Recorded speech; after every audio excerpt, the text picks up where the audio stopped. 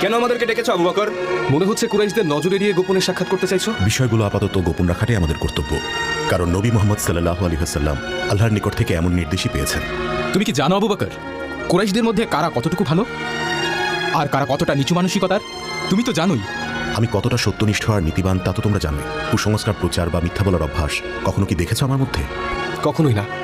কখনোই তোমাকে মিথ্যা বলতে দেখিনি, এমনকি কুরাইশরাও তোমার নম্রতায় মুগ্ধ। তুমি তাইম গোত্রের অহংকার। ওনার সম্পর্কে কি বলবেন, যিনি মোহাম্মদ বিন আব্দুল্লাহ বিন আব্দুল মুত্তালিব? উনি সত্যবাদী। আমরা জানি উনি সবার ভালো চান। তাকে চোখ বন্ধ করে বিশ্বাস করা যায়। শুধুমাত্র সত্যের সাথে থাকেন, তার মুখে কখনো মিথ্যে শুনিনি। সবসময় বিনয়ের সাথে কথা বলেন। আল্লাহর শপথ, মোহাম্মদ সম্পর্কে তুমি সত্য বলেছ। তার সাথে কথা বলতে আমাদের ভালো লাগে।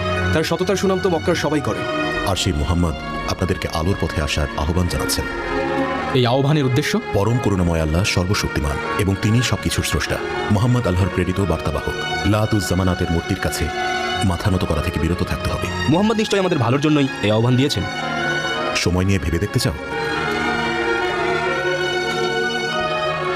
নাকি তোমরা এখনই প্রস্তুত? আমাদের কি করতে হবে আবু বকর? বলুন, আশহাদু আল্লা ইলাহা ইল্লাল্লাহ ওয়া আশহাদু আন্না মুহাম্মাদান রাসূলুল্লাহ।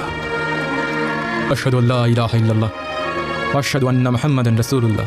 আশহাদু আল্লা ইলাহা ইল্লাল্লাহ ওয়া আশহাদু আন্না মুহাম্মাদান রাসূলুল্লাহ। ইয়া আল্লাহ, তুমি এদের ভালো রেখো আল্লাহ।